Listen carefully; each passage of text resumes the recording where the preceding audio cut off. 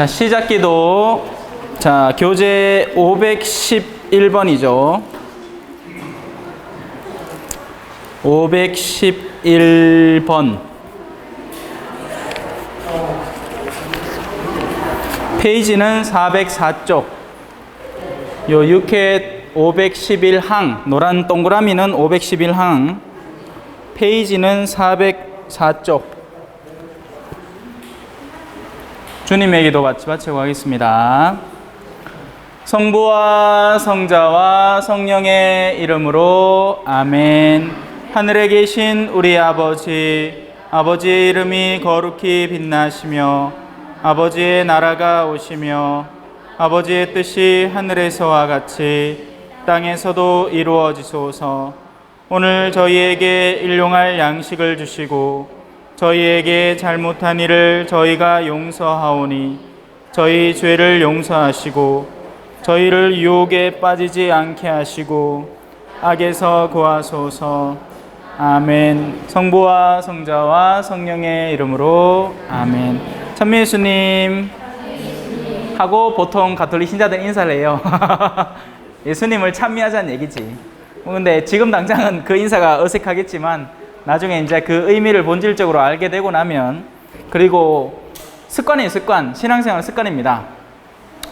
자, 오늘부터 이제 정식으로 교리를 시작을 할 거고요. 그럼 지금까지는 정식이 아니냐? 지금까지도 정식이었지만 오늘부터는 이제 본격적으로 시작을 할 겁니다. 이제부터는 출석 일수, 결석 일수를 잘 바라볼 겁니다. 그래서 여러분들 행여라도 결석해야 되면 합당한 이유를 저한테 말씀해 주시면 돼요.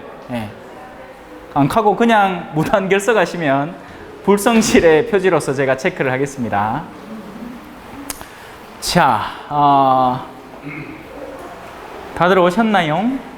이제 시작하면 되나요? 자, 우리 지난 시간 동안 하느님과 우리 이 관계, 그리고 우리가 우리 지상의 차원에서 하느님을 합리적으로 인식할 수 있다는 것, 그리고 그분은 당신을 우리에게 드러내 보이고 싶어 한다는 것, 그러니 결국 그 둘이 만날 수밖에 없는 접점이 있겠죠.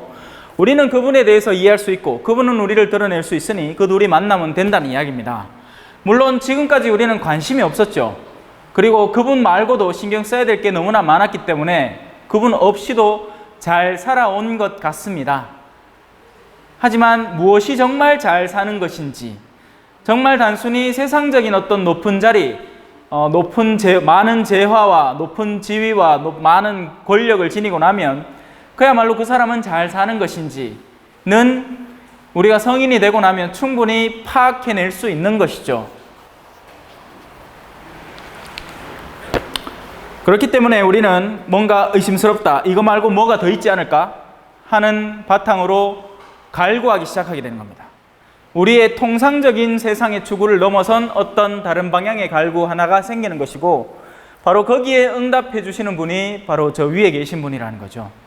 그 이야기를 지금까지 했습니다. 자, 그 가운데 믿는다라는 것을 지난 시간에 설명을 드렸죠.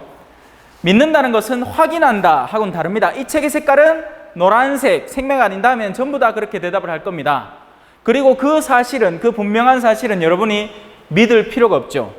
하지만 제 주머니에 있는 이 물건은 검은색이라고 했을 때 여러분은 여러 가지를 의심해 볼 수 있는 겁니다.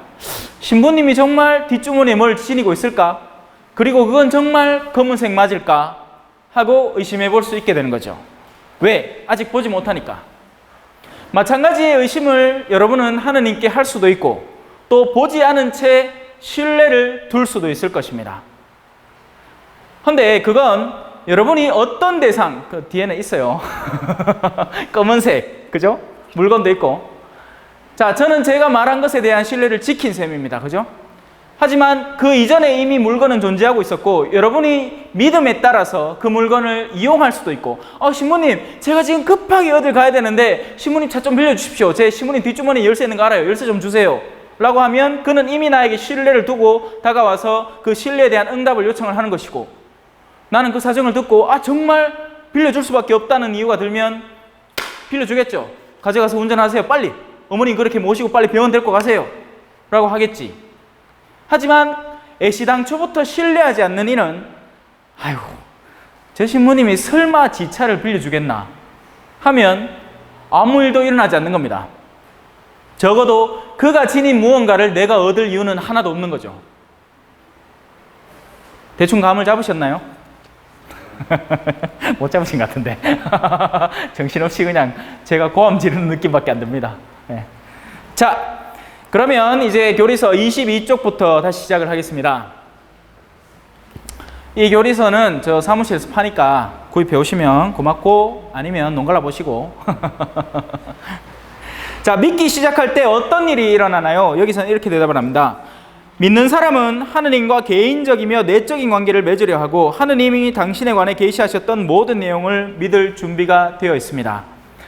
자, 우리가 하느님이라고 표현해서 그렇지, 제가 일찍이 얘기했죠. 하느님, 하나님, God, 테오스, 디오스, 카미사마 등등등등 온갖 세계의 종류의 언어별로 그 나름의 하느님을 지칭하는 표현이 있습니다. 하지만 지향점, 그러니까 지칭하는 명칭이 다를 뿐이지 같은 하느님 맞죠? 누군가 이 사람이 간주하는 하느님은 이 모습이고 이 사람이 간주하는 하느님은 영 다른 방향의 모습일 수 있겠습니까? 그러면 하느님이 아니겠지. 다른 무언가겠지. 맞죠? 그렇기 때문에 여러분이 무엇이라 지칭하든 상관이 없습니다. 전에 혹시 개신교에 몸을 담았더라면 하나님이라고 불러도 상관이 없어요. 상관없습니다. 그냥 가톨릭계에서 계속 하나님 하니까 좀 어색은 하겠지만 그런 케이스를 몇몇 본 적은 있습니다. 하도 몇십 년 동안 하나님을 얘기해서 하나님 글자를 읽더라도 입에서는 하나님이 나오는 거예요. 몸에 익은 상태라서. 그건 어쩔 수가 없는 거예요. 하지만 우리가 궁극적으로 지향하는 하나님의 최종적인 이미지는 최종선 맞습니까? 아닌가요? 혹시 다른 하나님이 있나? 나는 가톨릭 신자에게만 선하리라. 그리고 너희 다른 종교인들 나는 너희에게 못된 신이 될 것이다 하는 그런 신이 있을까? 없겠죠. 하나님은 궁극적인 선입니다. 하나님은 궁극적인 진리죠. 어느 경우에만 통하는 진리, 그리고 고맙습니다.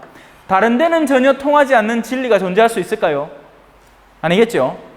그래서 하나님은 모든 진리 그 자체이시고 모든 선 그 자체이십니다. 그리고 우리가 거기에 신뢰를 두면 그분의 차 키를 얻어서 그분의 차를 운전할 권한이 생기게 되는 거죠. 가능성이라도 존재를 하는 거지 실제 빌려줄지 않을지 몰라도. 하지만 안타깝게도 수많은 현대인들에게 이 하느님이라는 존재는 어떤 것이냐? 자신의 모든 어려움을 해결해 줄 존재. 근데 이게 한편으로 맞기도 하고 한편으로 아니기도 합니다. 하나님이 진짜 진리고 선이라면 그 진리와 선에 관계된 문제에 있어서는 나에게 온전한 해결책을 주실 겁니다. 무엇이 뚜렷한 길인지 알겠죠? 내가 이혼을 해야 되나 아니면 그냥 붙어 살아야 되나 할 때 하나님은 그에 합당한 해결책을 주실 겁니다. 하지만 그것이 나의 이기적인 해결책이라면 하나님은 나의 뜻과 반대되는 해결책을 내미실 것이고 나는 그런 하나님을 앞에 두고 실망해 버릴 겁니다. 간단한 예를 하나 들어드릴까요? 하나님, 와 저런 살인마는 안 죽이노 벼락쳐갖고 당신 전능하다며. 여러분 어떻게 생각하십니까? 하나님은 그런 살인마를 그 순간순간 다 죽여야 될까요? 그러면 당신의 정의는 어느 선까지 지켜져야 하는 걸까요? 당신이 진짜 정의를 모든 순간에 실천을 했더라면 여기 살아계신 분들 중에 지금 살아있을 만한 자격이 있는 사람은 아무도 없습니다. 죄 안 지은 사람 손 한번 들어보십시오. 아무도 없잖아. 만약에 하느님이 당신의 정의를 그 어둠이 잠시라도 벌어지는 순간부터 처단하기 시작해 나왔더라면 우리는 살아있지 못하는 거예요. 하나님은 기회를 주고자 하시는 것이고 엄청나게 많은 기회, 엄청나게 넓은 수준의 기회를 주시고자 하시는 것입니다. 그리고 그분은 인내로우신 분이시기 때문에 우리처럼 금방 흥분하시지 않죠. 그리고 궁극적으로 최종적인 정의는 이루어집니다. 언제? 그 사람의 생이 다할 때. 안 이루어질 수가 없습니다. 하느님의 정의는 반드시 이루어집니다. 하지만 그 정의가 궁극적으로 이루어지기 직전까지는 하느님은 당신은 자비의 모습으로 당신을 드러내십니다. 용서하시는 분으로. 우리가 기다리는 하느님이기도 하죠. 우리에게 다가오신 하느님의 모습이기도 하고요. 사실 우리는 그 용서하는 하느님을 배우려고 여기 모인 겁니다. 하나씩 살펴나가 봅시다. 자, 여러분들이 그 하느님에 대해서 신뢰, 믿음이라는 것을 두기 시작할 때 믿는 사람은 그 하느님과 개인적이며 내적인 관계를 맺으려고 시도를 하게 되고 하느님이 당신에 관해 계시하셨던 모든 내용을 믿을 준비가 되게 됩니다. 물꼬를 트는 거지. 커다란 수도 탱크가 있지만 시작점은 수도 꼭지를 트는 겁니다. 그래야 물 한 방울이라도 나오고 그 물의 맛을 보고 여기 물이 더 있구나 하고 물을 더 수도 꼭지를 더 열려고 안간힘을 쓸 테고 그러다 보면 진짜배기 물을 만나겠죠. 나중에는 소금 인형처럼 내가 거기 들어가겠지. 바다의 깊이를 채기 위해 바다로 들어간 소금 인형처럼. 소금 인형이 바다에 들어가면 뭐 해야 됩니까? 녹겠지 뭐. 그죠? 그게 우리의 궁극적인 마지막 모습이 될 수도 있습니다. 지금은 우리가 하느님이라는 바닷물 한 방울을 이 소금 인형이라는 데 한번 간직해 보려고 애를 쓰고 있는 판이죠. 하지만 점점 받아들이면 받아들일수록 내 안에서 녹아나는 부분이 생길 것이고 나중에는 그 감미로움을 견디지 못해서 나 스스로 거기에 뛰어들게 될 것입니다. 맞나요, 베드로군? 네.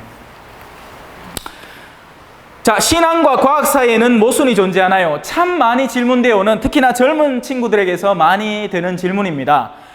창조를 했다 하는데 첫날 뿡 하게 빛이 뿡, 둘째 날 뿡 하게 자연이 뿡 그렇게 딱 하는데 그걸 누가 믿습니까, 신부님요? 맞죠? 말이 안 되잖아. 나도 내가 생각해도 말이 안 됩니다. 그죠? 그건 당연히 빅뱅부터 시작해갖고 한번 가늠을 해봐야지. 빵! 한 뒤에 그 유성우들과 온갖 가스 구름들이 서서히 모여서 뭉쳐가면서 우주를 서서히 형성해 나가고 그게 천천히 식으면서 그 안에 핵을 형성하고 그 밖에 온갖 생물들이 서서히 생겨났겠죠. 그리고 그 생겨난 생물들은 각 지역과 환경에 맞춰서 서서히 진화해 가면서 오늘날 인간의 이런 게 합리적이잖아요. 여기서 뭐라 합니까? 신앙과 과학 중 어느 한쪽에서만 진리가 될 수는 없기 때문에 둘 사이에 풀리지 않는 모순은 존재하지 않습니다. 자, 문제는 이거죠. 창조라는 사건을 과학의 색안경을 끼고 바라보면 이거 완전히 동그라예요, 이거. 속된 말로 개구라입니다, 개구라. 반대로 신학적인 관점으로 과학을 들여다보면 야는 아직 없었어. 무슨 말이냐? 여러분, 신학이라는 것과 과학이라는 것은 그 근본 관찰 체계 자체가 다른 것입니다. 이렇게 물으면 이상하겠지. 여러분, 영혼의, 잠깐만, 적어도 하나는 동의하고 넘어가야 된다. 여러분 내면에 영혼이 있다는 건 아시죠? 그렇기 때문에 사람이 죽고 나면 장례를 치르는 거 아닙니까? 그죠? 상차를 놓고 절하잖아. 왜? 혹시나 오실까봐, 그 영혼이라는 분이. 우리 할아버지 영혼이 오실까봐. 자, 영혼이라는 게 있다는 걸 감은 잡아요, 인간은. 그리고 그 영이 빠져나가면 그 육신은 죽은 육신이 되는 거죠. 하다못해 젊은 애들은 왜 공포영화를 보거나 아니면 뭐 세상에 이런 거 보면 귀신 나오는 이야기 들으면서 엄마야 무시부라 하잖아. 만약에 진짜 우리가 순수 과학적인 체계를 갖고 있다면 거기에 두려워할 이유가 뭐가 있겠습니까? 멍청이가 아니고서는. 세상은 모든 것은 질량이 있게 마련이고 그건 측정되게 마련인데 만약에 그런 일이, 이상한 일이 벌어진다면 질량을 통해서 측정을 하고 그것의 실체를 밝혀내면 되는 거 아닙니까? 자, 신학과 과학은 그 시작점부터 다른 겁니다. 신학은 하느님을 전제하고 그분에 대한 신앙을 바탕으로 철학이라는 수단, 인간의 사고 체계, A는 B요, B는 C요, 그렇게 해서 A는 C다라는 그런 논리학을 수용을 해서 그 신에게 접근해 나가는 과정을 신학이라는 과정으로 표현을 하는 것이고, 과학이라는 것은 만물에 대한 관찰을 배경으로 하는 겁니다. 실제로 존재하는 것을 관찰해서 거기에서 여러 요소들을 취합해 나가고 그것을 바탕으로 야는 떨어뜨릴 때마다 바닥에 떨어지니 여기에는 분명히 뭔가 힘이 있다. 그것을 우리는 중력이라고 부르자. 그리고 그 중력의 가속도는 어느 정도고 힘은 어떻게 계산을 해내자 하는 것이 과학인 겁니다. 그래서 예로부터 모든 대학은요, 중세로부터 시작이 됐고 그 중세에는 신학 따로 과학 따로가 있었습니다. 지금은 신학 없는 과학만 있는 대학이 너무 많지. 사실 거의 다 그렇죠. 지금은 신이 필요 없는 세상이 된 거예요. 하지만 그래서 젊은 애들은 타로 카드를 보러 가고 멍청하게 지하도에 가다가 어머야 타로 카드 잘하는갑다. 아주머니 제 남편은 어떻게 생겼을까요? 제 남편은 직업은 뭘까요? 하고 묻고 앉았지. 티미야 얘가. 아줌마들은 사주 보러 댕기고 점 보러 댕기고 이번에 대학도 갔는데 붙을까요? 말까요?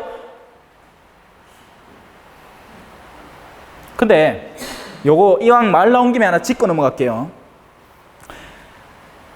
그것이 왜 안 된다고 하느냐, 가톨릭 교회는. 그것이 그냥 단순히 재미가 아닌 이유는 무엇인가? 사실 그건 꽤나 심각한 행위입니다, 여러분. 여러분이 아직 신자가 아니기 때문에 그럴 수 있습니다. 그건 너무 걱정하지 마세요. 하지만 나중에 신자가 되고 나서 거기에 몸을 담는다는 것은 여러분은 전능하신 분, 선하신 하느님에 대한 상당히 심각한 배신을 하는 것입니다. 그러면 그 결과가 어떻게 되느냐? 자, 하느님을 믿는 존재는 그러니까 이건 북쪽이라 치고 동서북남, 동서남북 어느 방향으로도 다 갈 수 있습니다. 온전한 자유를 지닌 존재예요. 하느님에게서 멀어지는 행위만 피하면 됩니다. 그러니까 죄스러운 행위만 피하면 돼요. 그리고 나머지 일들은 다 할 수 있습니다. 내가 동쪽으로 가든 서쪽으로 가든 북쪽으로 가든 남쪽으로 가든 아무 상관이 없어요. 그런데 그런 사주팔자를 보는 곳에 가면 은근히 몇 개를 여러분에게 맞추는 듯한 인상을 줍니다. 집안에 우환이 있지. 당연히 우환이 있지. 그러니까 여 왔지. 뭐 걱정스러운 게 있으니까 왔을 거 아닙니까? 빙시도 아니고. 근데 그런 얘기를 들으면 벌써 내 마음이 한 반틈 물드는 겁니다. 그래, 물들고 나면 이 사람은 이제 시작을 하는 거. 아직 이 사람이 안 나가는 걸 보니 아직 관심이 있구나. 앞으로 정강 6시가 되면 조심을 좀 해야 될 것 같아 하면 그때부터 이 사람은 6시부터 불안해지기 시작하는 겁니다. 그리고 나서 그것에 대한 해결책을 강구하게 되겠죠. 왜 하면 될까요? 좀 비싼데 할 수 있겠나? 내가 부적을 하나 써주면 되는데 하고 아무거나 막 희갈기 갖고 떡 주면 좋다고 그걸 사갑니다. 자기 스스로 걸려든 덫에 자기 스스로 돈 내고 자기 스스로 그걸 꼭꼭 붙이가면서 빤스 안에 집어넣어 갖고 이거 집어넣으면 안 빠죽는단다 계속 하면서 티미한 짓을 하고 있지. 자신의 자유를 스스로 제한하는 거예요. 이게 비신자인 경우에는 그냥 단순히 이렇게 일어나는 것이고, 물론 그것도 때로는 심각해지는 경우가 있습니다. 단순히 그 주술적인 명령 하나 때문에 가족 관계가 완전 산산조각 나고, 당신은 당신 어머니하고 만나면 안 돼 이야기를 한번 들었다고 그로 인해서 완전 가족 관계가 파괴되고, 실제로 그런 일이 벌어집니다. 왜냐하면 그런 미신적인 사고에 사로잡힌 사람에게 그 미신이라는 종교는 어마어마한 것이거든요. 못 자겠노? 저 알아서 해라 뭐. 자, 그래서 우리 가톨릭 신자들은 하느님에게서 죄스러운 행위만 아니면 무엇이든지 마음껏 누릴 수 있는 자유가 있습니다. 스스로의 자유를 스스로 침해하는 어리석은 행위는 하지 말고, 또 우리 선하신 하느님, 우리에게 좋은 것을 베풀려는 진리의 하느님을 배신하는 행위도 해서는 안 되는 거죠. 왜냐하면 그 배신 행위는 나중에 상당히 심각한 결과를 가져오게 됩니다. 다시 하느님에게 돌아가려 할 때 두려움의 하느님이 거기 서 있는 거죠. 원래는 두려움의 하느님이 아닌데. 자, 여기까지만 하자. 그래서 신앙과 과학이라는 것은 같은 진리에 대한 양측의 관찰인 겁니다. 그것뿐입니다. 그리고 여러분, 과학에 대해서 알게 되면 알게 될수록 여러분이 깨닫는 하나의 진리가 있습니다. 여러분이 PhD, 박사학위를 따면 딸수록 알게 되는 건 과학적인 진리라는 건 어마어마한 거구나. 처음에 여러분이 세상을 파악할 때는 마치 이 컵 하나가 온 세상인 것 같이 느껴져요. 그래서 이 컵 안에 있는 게 토마토 주스고 이게 컵이 하얀색이고 하는 걸 자기가 뚜렷하게 안다고, 와, 내 세상 다 아는갑다 하고 세상을 인식하게 되는 거죠. 7살짜리 아이의 마인드가 이겁니다. 그래서 엄마한테 막 가르치려고 하지. 엄마, 이거 들어봤어? 엄마 벌써 다 들어봤는데, 뭐 때론 못 들어봤는 게 있을 수도 있겠죠. 하지만 중요한 건 그게 아니잖아. 엄마는 세금도 낼 줄 알고, 엄마는 자동차세도 낼 줄 알고, 엄마는 병원 가서 의사 선생님 만나서 이런저런 주사도 맞을 줄 알고, 예방조치도 할 줄 알고 하는데, 야는 꼴랑 컵하고 토마토 주스 들어있는 거 봤다고 그걸 갖고 엄마를 가르치려고 드니, 엄마가 못 본 요 모양을 하나 더 봐서 그걸 말해줄 수는 있겠지만 그것이 아이의 온전한 지식이 될 수 있을까요? 안 되지, 당연히. 마찬가지입니다. 과학이라는 것은 알면 알수록 알 수 없는 세상을 새롭게 열어놓습니다.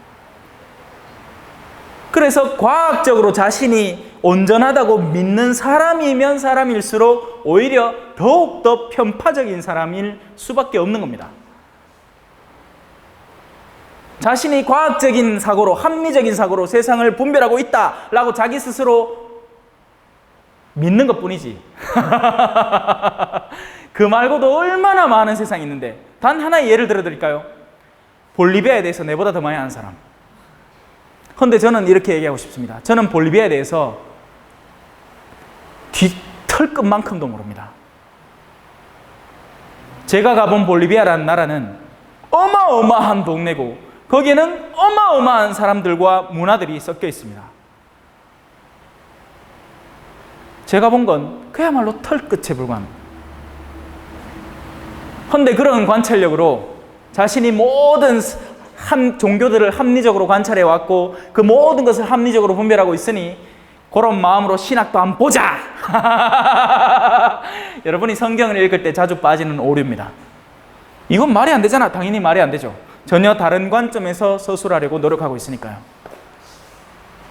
우리가 그 관점에 같이 동참을 해서 봐야지, 내가 바라보는 관점으로 그걸 보면서 아닌데요, 그건 절대 아닌데요 하기 시작하면 답이 없는 겁니다.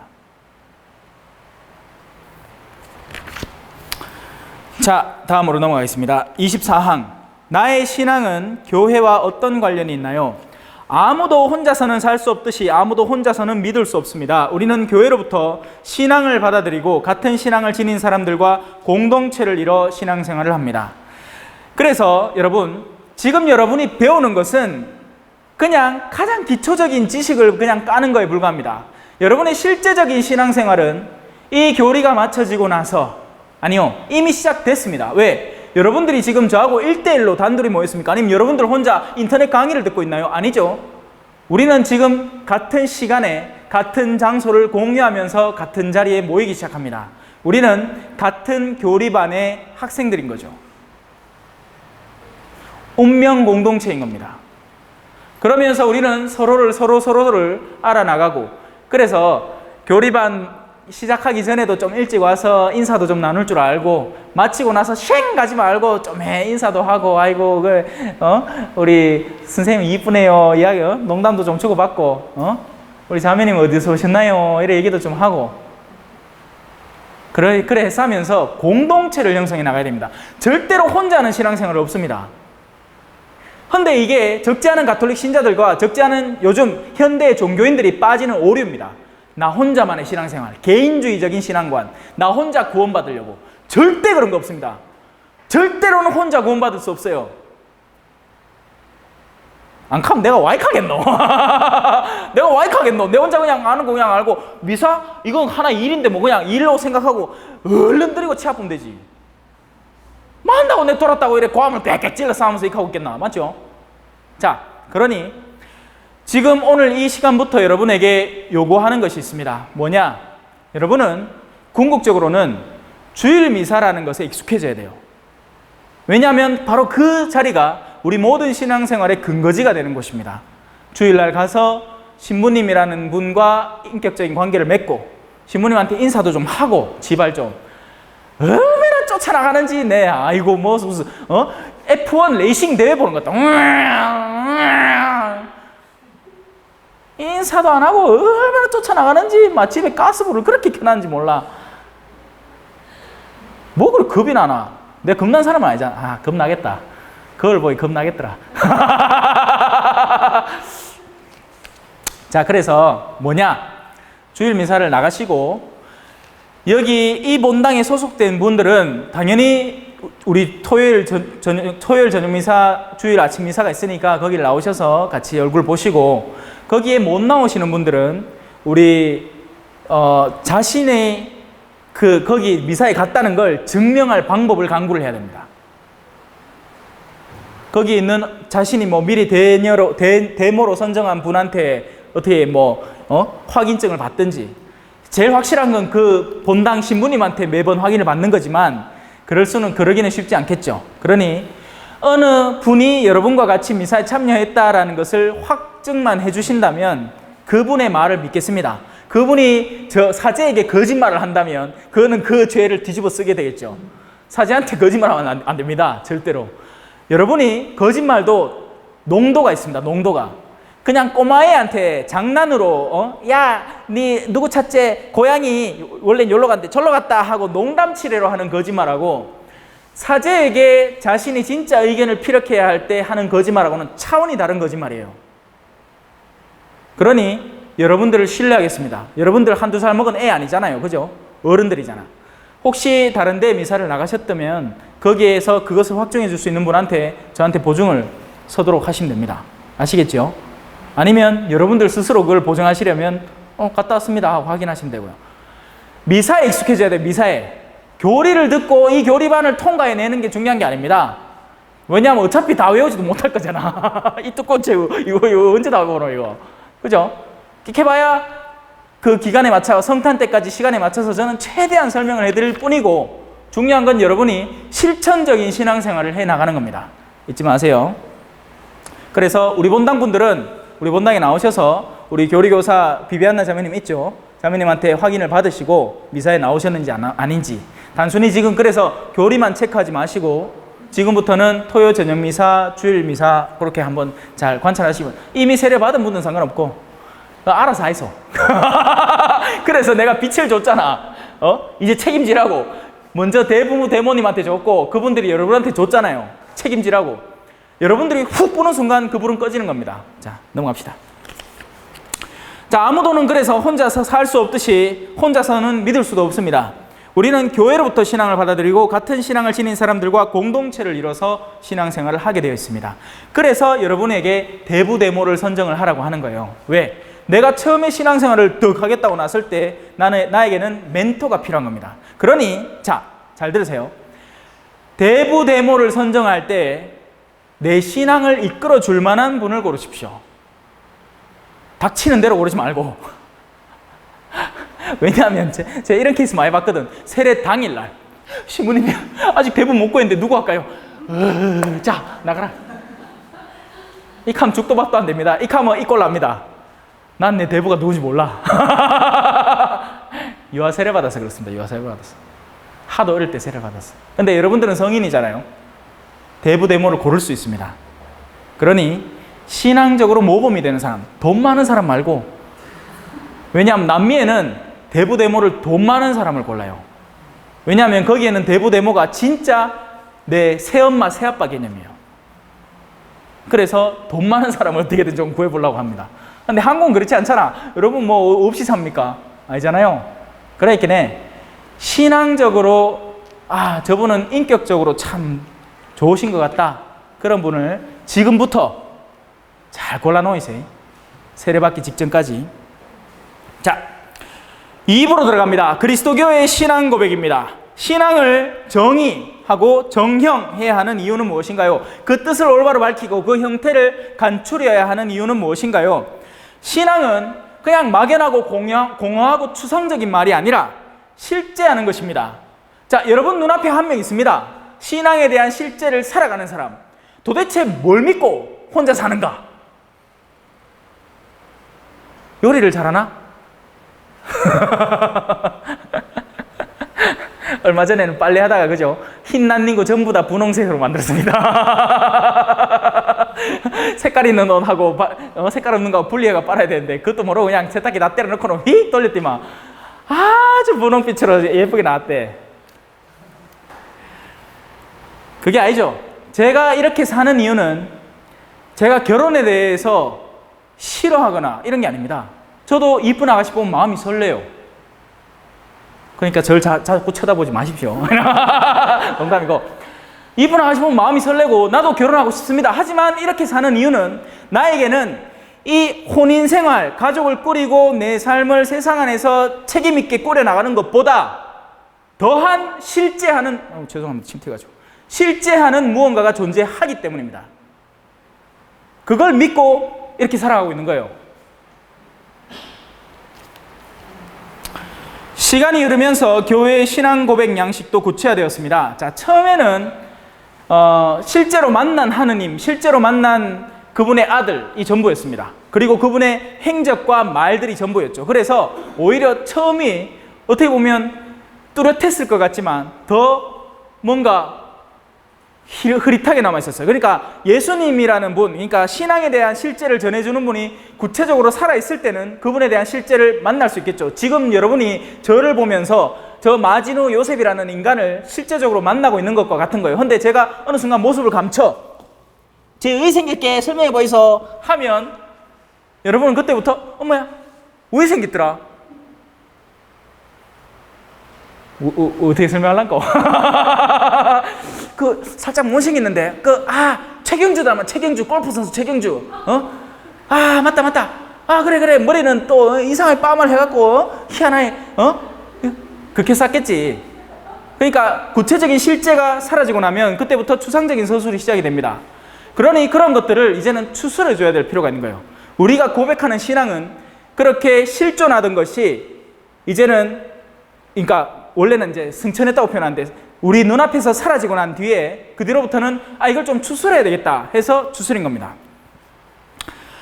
그 덕분에 우리는 신앙을 오래 응시하고 표현하며 배우고 전달할 뿐만 아니라 그것을 찬양하고 실행하게 되었습니다. 우리가 주님의 기도를 가질 수 있는 이유, 우리가 사도신경이라는 기도문을 가질 수 있는 이유, 바로 그러한 모든 것들이 구체화된 신앙 표현 양식에서 이루어진 것이죠. 그 가운데 신경이라는 것이 나옵니다. 우리가 믿어야 할 요소들을 간추려 요약해 놓은 것이죠. 신경은 우리의 신앙 내용을 짧게 요약한 문구로 이를 통해 모든 신자들은 공통된 신앙 고백을 하게 됩니다. 바로 이 사도신경은 개신교나 천주교나 다 똑같습니다. 그리고 바로 이 사도신경에서 엇나가기 시작한 종교를 이단이라고 표현을 하는 겁니다. 예를 들어서 우리 구세주는 분명히 역사 본시오 빌라도라는 그 로마 통치자 밑에서 활동하셨던 예수라는 이름을 가진 실존 인물에 대한 신앙인데 그 뒤에 자신을 재림 예수다 하면서 나타나는 모든 케이스는 이단이 되는 거죠. 통일교, JMS, 신천지, 다미성교회, 또 신앙 고백 양식에 따라서도 이단들이 파생되기 시작합니다. 그러니까 우리는 성부, 성자, 성령의 삼위일체를 믿는데 세 위격이 한 본체로 하느님이다라는 신앙 양식을 믿는데 아니다. 예를 들어갖고 성부가 내려와서 쇼한 기다. 엄마야 십자가에 못 박으니 아프다. 아야 하나도 안 아프면서 얼마든지 자신을 연기할 수 있고 그 고통을 조절할 수 있는 전능한 존재이면서 인간인 척 한 거지 라고 얘기하는 존재. 또 아니다. 다구라고 이 전부 다 그냥 에너지 활동이고 이거 이런 거다 하는 뉴에이지 형태의 신앙이라든지 그 옛날 형태인 영지주의. 그러니까 지적인 부분이 오직 우리를 끌어올린다. 그러니 우리의 구체적인 삶은 아무런 의미가 없다라고 하는 그노시스, 영지주의, 학파. 하여튼 그런 수많은 이단들이 존재를 했고 오늘날에는 껍데기만 바꿨지 여전히 여러분들을 유혹하고 있습니다. 자, 봐봐. 이런 게 어디 우리 가톨릭 신앙에 들어올 수 있겠어? 왜 사람들이 이렇게 막 살갑게 막 하는 그런 거 아니야. 우리는 성체조배만 해야 돼. 그런 유혹들이 우리를 엉뚱한 길로 빠져들게 하는 거죠. 아닙니다. 우리는 성체조배도 해야 되지만 구체적인 삶도 살아가야 됩니다. 또 그 정반대도 있습니다. 아이고 그 기독 같은 거 했상은 뭐해? 지금 저 아프리카 아들 봐봐 다 죽어가잖아. 우리는 구체적인 활동으로 다 해야 돼 하는 활동주의. 이건 역시 이단으로 빠지기 쉬운 활동입니다. 아니요, 우리는 골고루 해야 됩니다. 골고루. 균형 감각을 늘 간직하고 있어야 돼요. 안 그러면 교회가 단순히 GEO 뭐고 뭐라 하노 그거 GEO가 아니고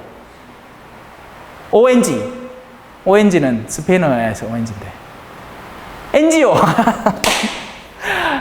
NGO 단체가 되는 거죠. 네. 그냥 허울 좋은 NGO 단체가 되는 겁니다. 아니요, 우리가 이 내적인 영역을 올바로 확보하지 못한 채 외적인 영역만 활동하는 그것은 또한 바람직하지 못하게 됩니다. 거기에는 이건 나중에 설명하자. 자, 신경은 어떻게 탄생했나요? 신앙 고백은 예수님이 당신 제자들에게 세례를 베풀라고 당부하셨던 때로 거슬러 올라갑니다. 제자들은 세례를 베풀 때 사람들에게 특정한 신앙 고백을, 다시 말해 성부와 성자와 성령, 이것이 삼위일체죠. 우리 처음에 했던 성호경, 성부와 성자와 성령의 이름으로 아멘, 성령을 믿는다는 신앙 고백을 하도록 요구를 했습니다. 대놓고 물 붓고 세례를 준 게 아니고 그 사람에게 물어야 했던 겁니다. 당신은 성부와 성자와 성령의 삼위일체 하느님을 믿습니까? 그리고 이 세례의 양식은 여러분들이 다 할 수 있습니다. 저 신자 아닌데요? 예. 그래도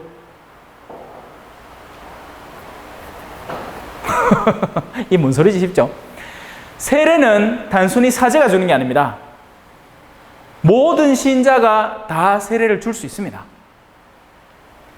다만 그렇게 세례를 주고 나서는 보충하는 예식을 사제 앞에 데리고 와서 받도록 하죠. 하지만 긴급한 경우, 상태가 죽을 위험에 있는 사람인 경우에는 여러분들이 그냥 깨끗한 물 구해서 성부와 성자와 성령의 이름으로 하느님을 믿겠습니까? 예 하면 나는 성부와 성자와 성령의 이름으로 당신에게 세례를 줍니다 하고 세례를 줄 수 있습니다. 여러분 모두가. 물론 그렇게 하고 난 뒤에는 신부님한테 보고를 해야지. 신부님 그렇게 했습니다라고. 혹시나 집에 아직 세례 안 받은 분들 많죠? 그죠? 근데 숨이 꼴딱꼴딱 넘어가. 근데 평소에 그분이 나 언젠가는 가톨릭 교회 한번 가보고 싶다 하는 그런 얘기를 기억을 해요. 그러면 아직까지 대화가 가능할 때 물어보십시오. 혹시 세례 받고 싶어요? 지금이라도? 네, 드릴 수 있는데 드릴까요? 신부님이 줘도 된다 했는데 나는 성부와 성자와 성령의 이름으로 당신에게 세례를 줍니다 하고 신부님한테 쫓아와서 신부님 이렇게 해서 세례를 줬습니다 하시면 됩니다. 아시겠죠? 그래 할 사람 거의 없다. 근데 인생에 그런 기회를 만날 경우가 거의 없습니다. 예. 기껏해야 내 부모님 돌아가실 때나 내 할아버지 할머니 돌아가실 때쯤이겠지. 예. 근데 막상 그게 닥치면 떠오르지도 않습니다. 정신 하나도 없다. 예. 자, 그래서 여러분들에게도 마찬가지 신앙 고백이 요구가 될 겁니다. 나중에 세례를 받으실 때. 자, 사도신경 어떤 내용을 담고 있나요? 그냥 한번 쭉 읽어보고 넘어가겠습니다. 전능하신 천주 성부, 천지의 창조주를 저는 믿나이다. 이 부분까지는 성부에 관한 이야기입니다. 그러니까 성부, 성자, 성령에 관한 신앙 고백을 세 파트로 넓게 갈라서 나누어 놓은 거예요. 그 외아들 우리 주 예수 그리스도님, 이제 성자에 대한 내용이죠. 쭉 성자에 대한 내용은 깁니다. 성령으로 인하여 동정 마리아께 잉태련하시고 본시오 빌라도 통치 아래서 고난을 받으시고 십자가에 못 박혀 돌아가시고 묻히셨으며 저승에 가시어 사흘날에 죽은 이들 가운데서 부활하시고 하늘에 올라 전능하신 천주 성부 오른편에 앉으시며 그로부터 산이와 죽은 이를 심판하러 오실라 믿나이다 까지. 그 다음에는 성령과 그 성령을 부여받은 교회에 대한 신앙 내용입니다. 성령을 믿으며 거룩하고 보편된 교회와 모든 성인의 통공을 믿으며 죄의 용서와 육신의 부활을 믿으며 영원한 삶을 믿나이다. 그리고 마침은 아멘입니다. 아멘이라는 말의 뜻은 맞습니다, 옳도소이다 라는 뜻입니다. 이 마찬가지의 신앙 고백을 두 분도 하셨습니다. 세례 당일날 뭐를 끊습니까? 세 번 얘기했고 그 전부 다 끊는다 했고 그 다음에는 믿습니까? 해갖고 예 했습니다. 의식하고 있었는지 안 하고 있었는지 모르겠지만 여러분에게도 세례 당일날 이 신앙 신조가 전해지게 될 겁니다. 그때 예 믿습니다 라고 대답을 하셔야 됩니다. 자, 근데 니케아 콘스탄티노폴리스 신경이라는 게 있습니다. 이게 사도신경이라는 건 어떤 공의회, 1차적인 공의회 안에서 사도들이 이렇게 모은 것으로 알려져 있고 니케아 콘스탄티노폴에서 벌어진 공의회가 있었는데 이때 좀 신앙 신조들에 대해서 더 믿을 만한 내용들을 좀 더 확장해서 한번 모아보자 해서 이렇게 늘어난 것입니다. 자, 이제 이것도 제가 한번 읽고 넘어갈게요. 왜냐하면 그 뒤에 계속 이제 사도신경에 대해서 이제 설명을 시작하는 거예요. 한 분이신 하느님을 저는 믿나이다. 이게 그래서 여러분이 신경에 대해서 이게 무슨 내용일까 하고 궁금해할 때는 이 니케아 콘스탄티노폴리스 신경을 읽어보시는 게 훨씬 낫고 이 신경은 여러분들이 미사 올 때 늘 구입할 수 있는 매일 미사책 제일 앞쪽에 사도신경 바로 다음에 늘 붙어 있습니다. 한 분이신 하느님을 저는 믿나이다. 전능하신 아버지, 하늘과 땅과 유형 무형한 만물의 창조주를 저는 믿나이다. 또한 한 분이신 주 예수 그리스도 하느님의 외아들, 영원으로부터 성부에게서 나신 분을 믿나이다. 하느님에게서 나신 하느님, 빛에서 나신 빛, 참 하느님에게서 나신 참 하느님으로서 창조되지 않고 나시어 성부와 한 본체로서 만물을 창조하셨음을 믿나이다. 성자께서는 저희 인간을 위하여 저희 구원을 위하여 하늘에서 내려오셨음을 믿나이다. 또한 성령으로 인하여 동정마리아에게서 육신을 취하시어 사람이 되셨음을 믿나이다. 본시오 빌라도 통치 아래서 저희를 위하여 십자가에 못 박혀 순환하시고 묻히셨으며 성서 말씀대로 사한날에 부활하시어 하늘에 올라 성부 오른편에 앉아 계심을 믿나이다. 그분은 산이와 죽은 이를 심판하러 영광 속에 다시 오시리니 그분의 나라는 끝이 없으리이다. 또한 주님이시며 생명을 주시는 성령을 믿나이다. 성령께서는 성부와 성자에게서 발하시고 성부와 성자와 더불어 영광과 흠숭을 받으시며 예언자들을 통하여 말씀하셨나이다. 하나이고 거룩하고 보편되며 사도로부터 이어오는 교회를 믿나이다. 죄를 씻는 유일한 세례를 믿으며 죽은 이들의 부활과 내세의 삶을 기다리나이다. 아멘. 이것이 니케아 콘스탄티노폴리스 신경이고 니케아 콘스탄티노폴리스에서 일어난 공의회에서 결정된 신경입니다. 그리고 이 뒤로부터 이제 신경에 대한 설명이 쭉 이어지게 될 겁니다. 그래서 오늘은 여기까지 하고 다음 주부터는 한 분이신 하느님을 저는 믿나이다부터 시작해서 진도를 나가도록 하겠습니다. 질문 받도록 하겠습니다.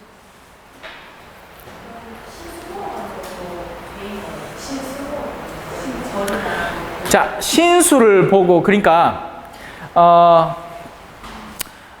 유교 안에는 주역이라는 가르침이 있습니다. 그러니까 때와 날과 절기를 이렇게 가려서 그 합당한 때를 읽어내는 것이죠.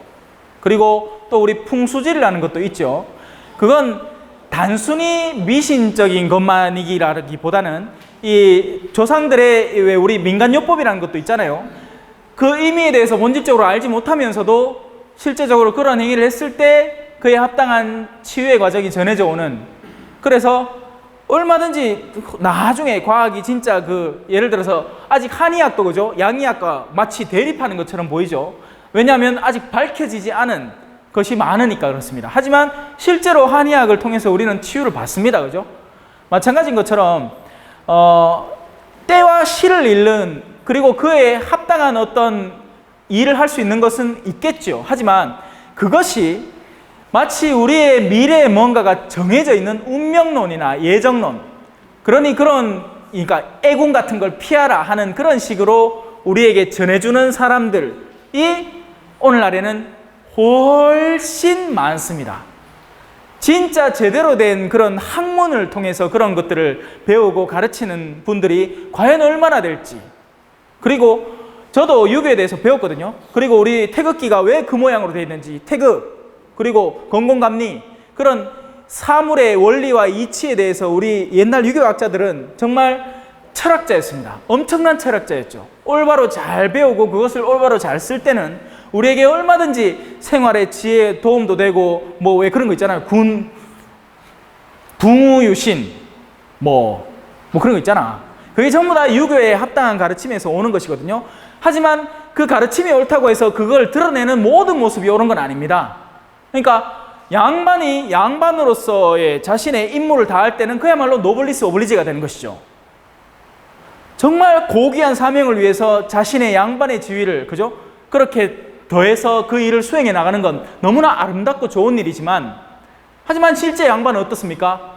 자신의 세도 정치, 아니면 이렇게 당리에 따라서, 재산이나 뿔리려고 하는 그런 파렴치한 인간들이 얼마나 많았습니까? 지금의 우리에게 사주를 풀이해준다, 우리에게 때와 시를 알려준다 하는 적지 않은 이들은 이것하고 크게 멀어져 있지 않습니다.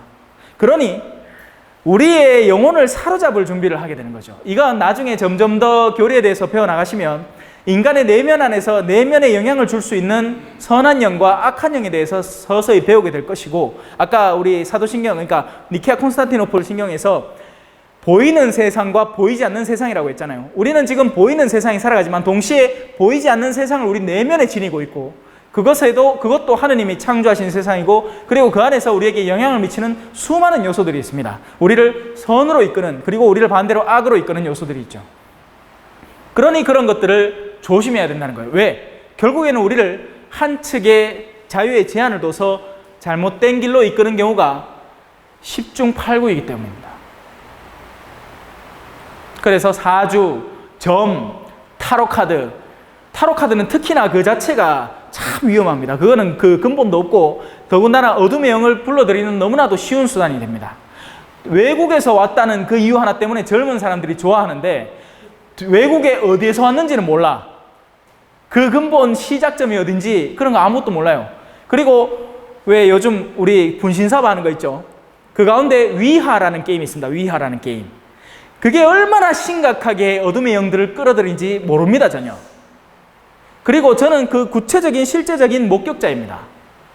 실제 그 케이스를 통해서 한 아이가 완전 180도 변했어요. 근데 병원에 다 데리고 와봤어. 심리학자들한테 가서 상담도 받아봤고, 물리적인, 그러니까 신체를 물리적으로 진단할 수 있는 온갖 기기에 집어넣어서 결과를 알아봤지만 나오는 게 없어요. 당연히 없겠지. 근데 애가 행동 양태가 180도 달라진 거예요. 그전에는 늘 생글생글 웃고 친근하던 아이가 이렇게 된 겁니다. 그리고 나서 제가 가서 축복을 하고 나서는 돌아왔어요. 쇼를 한 걸 수 있겠죠? 근데 왜 쇼를 왜 할까요? 도대체 왜 무슨 이유로? 뭐 때문에? 믿거나 말거나. 서프라이즈. 자, 세상에 이런 일이. 다른 질문 있으면 받겠습니다.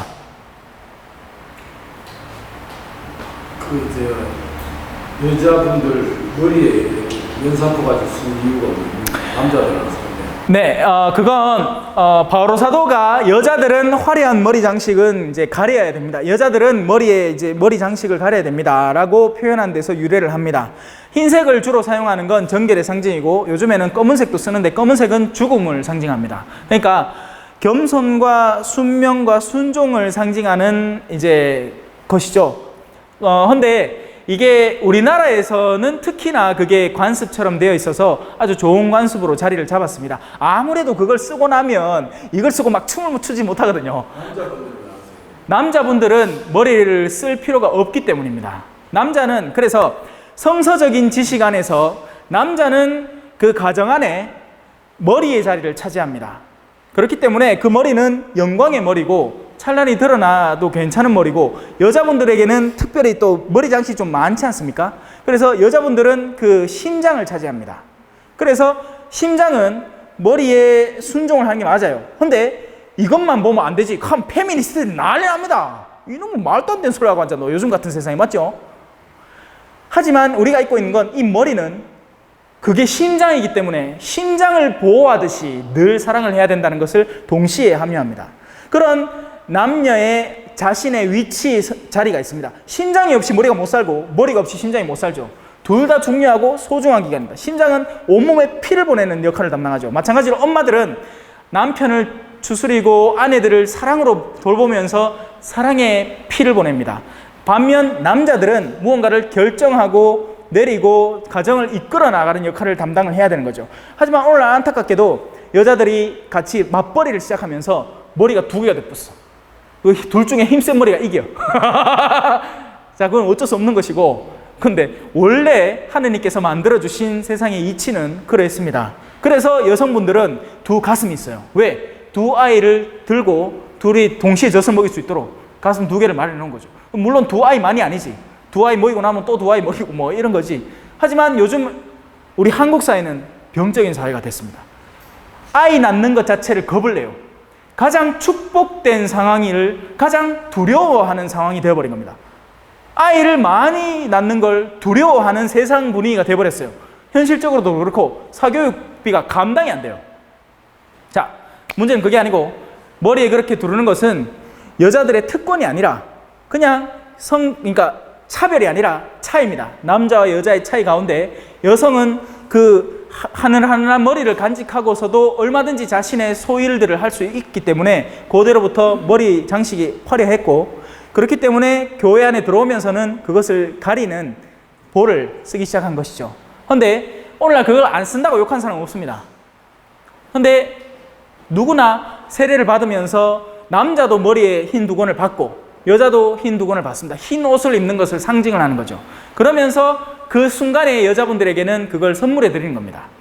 그러고 나면 그분들은 그걸 이제 머리에 쓰고 익숙해질 때까지 그걸 쓰고 다니는 거죠. 그러다 보면 익숙해지는 것이고 그걸 계속 쓰는 겁니다. 남미 같은 데 가면 아무도 안 씁니다. 유럽이나 미국도 비슷하고요. 쓰는 게 오히려 이상합니다.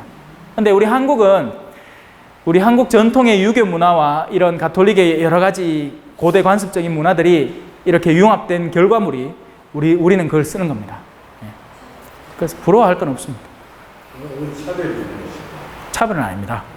오히려 차별은 아직도 남성 중심주의의 차별이 아직도 어찌 보면 이루어지고 있죠. 실제적인 면에서 예수님은 옛날부터 그걸 타파하려고 했고, 하지만 남성과 여성의 차별은 존재해서는 안 됩니다. 하지만 차이는 엄연히 존재를 하는 것인데 오늘날 안타깝게도 이게 자꾸 무너지고 있습니다. 어떻게 무너지느냐? 남성끼리 결혼하면 안 됩니까? 여성끼리 결혼하면 안 돼요? 그렇게 해서 알을 입양시켜서 키우면 안 됩니까? 이것이야말로 진짜 남녀 간에 엄연히 존재하는 차이를 무너뜨리는 것입니다. 그건 아니죠. 다른 질문. 우리 젊은 쌤들 질문 없어요? 질문할 거 많을 것 같은데. 많잖아. 그럼 제가 하나 더 하겠습니다. 아까 그 이제 제가 몰라서 죄송합니다만 과자 같은 거 주던데 그건 뭡니까? 그거는 그 과자 그 자체는 제병이라고 표현하는 것이고, 제병, 떡병, 제사용 떡, 제사떡. 그래서 그 밀가루로만 만들어졌고 아무것도 누룩이라든지 뭐 효모라든지 아무것도 넣지 않은 순수 밀가루를 이렇게 반죽해서 구워낸 빵입니다. 저 대덕성당이라고 앞산 밑에 보면 가르멜 수녀원이 있어요. 주로는 우리 대구의 전 지역은 아마 거기에서 구입해 올 겁니다. 수녀님들이 봉쇄수돈입니다. 밖으로 전혀 나오지 않고 아까 말씀하신 그 두건, 이 한여름에도 그 뜨거운 두건을 두르고 늘 생활하시는 분들이 있습니다. 제가 가서 안수를 들어봤는데 까슬까슬해요. 머리도 다 깎은 겁니다. 그렇게 살아가시는 분들이 하는 여러 가지 초도 만들고 하는 중에 제병을 그렇게 막 계속 만들어내시는 거예요. 온 성당에 쓸 제병을. 그렇게 사오면 그 제병을 사제가 미사 가운데 손을 얹고 들어 올려 축복을 합니다. 그러고 나면 우리의 신앙 안에서는 엄청난 일이 벌어지는 거죠. 겉으로 보면 아무 일도 벌어지지 않습니다. 여러분들이 제 겉으로 보면 여전히 최경주 닮은 남자일 뿐이지만 저에게 신앙적으로 신뢰를 두는 분들에게 저는 사제죠. 품이 내적으로 달라져 있지만 껍데기는 아무리 달라져도 달라진 게 아니지 않습니까? 사제 소품을 받는다고 제가 잘생기지진 않잖아. 그랬으면 좋겠다마는 그렇진 않거든요. 전부 다 검은 사제들에 나오는 강동원처럼 되지는 않는 겁니다. 그런 경우는 거의 없죠. 서품 받는다고 잘생기지 않아요. 축복을 받는다고 해서 성체가 껍데기가 달라지지 않습니다. 달라지면 이상하겠지. 왜? 달라지면 피와 살이 돼야 되거든요. 그러면 그걸 어떻게 먹노? 물론 생고기를 먹습니다. 한국은 그죠? 하지만 외국에는 그걸 못 먹습니다. 그렇기 때문에 형체는 고스란히 보존을 하면서 그 안이 예수님의 몸과 피로 변하게 되는 것이고, 그래서 세례를 받고 신앙을 고백한 성인 남녀들 아니면 초등학생 가운데 초등학교 한 3학년 때쯤부터 천영성체 교육, 그러니까 이 제병이 무엇이며 그 제병의 주인공인 예수님이 누구시며 그것에 대해서 합당하게 배운 꼬맹이들부터 그걸 받아 먹기 시작하는 거죠. 그러니까 여러분들도 성탄 때 세례를 받고 나면 그걸 이제 받아 먹으시게 될 겁니다. 오래됐어요. 그렇게 준지가. 우리나라만 있습니까? 2000년 됐습니다. 2000년. 예수님께서 순환하시기 전에, 예수님께서 저렇게 십자가에 매달리시기 전에 제자들하고 모여가지고 마지막 상을 받았습니다. 그러니까 저녁상을, 만찬상을 이렇게 먹는데, 야들아 이제 받아 먹어라. 지금 제가 미사 때 아까 읽은 그 경본내 그대로 이것은 내가 너에게 주는 내 몸이다. 그러니 너희는 나를 기억해서 이를 기념해라 하고 그때부터 미사가 벌스데이, 해피 벌스데이가 된 거죠. 탄생이 시작된 겁니다. 그래서 그 뒤로부터 매 주마다 시작되어던 미사, 매 주일마다 모여서 하던 그 제사가 이제는 평일까지도, 그래서 오늘 저녁에도 미사가 있었던 겁니다. 확대된 거죠. 더 많이 모시라고. 그래서 오늘 여기까지 하겠습니다. 자, 수고가 많으셨고요. 오늘은 아까 전에 우리가 읽어봤던 사도신경을 마침 기도로 바치고 끝내도록 하겠습니다. 28항에 있습니다. 28항. 페이지는 46페이지. 요 옆에 있는 게 페이지고 요 동그라미 안에 있는 게 항입니다. 항. 28항 46페이지 한번 찾아보십시오. 성호경 긋고 기도 마치고 마치겠습니다. 성부와 성자와 성령의 이름으로 아멘. 전능하신 천주 성부 천지의 창조주를 저는 믿나이다. 그 외아들 우리 주 예수 그리스도님 성령으로 인하여 동정 마리아께 잉태되어 나시고 본시오 빌라도 통치 아래서 고난을 받으시고 십자가에 못 박혀 돌아가시고 묻히셨으며 저승에 가시어 사흘날에 죽은 이들 가운데서 부활하시고 하늘에 올라 전능하신 천주 성부 오른편에 앉으시며 그로부터 산이와 죽은 이를 심판하러 오실라 믿나이다. 성령을 믿으며 거룩하고 보편된 교회와 모든 성인의 통공을 믿으며 죄의 용서와 육신의 부활을 믿으며 영원한 삶을 믿나이다. 아멘. 성부와 성자와 성령의 이름으로 아멘. 수고하셨습니다.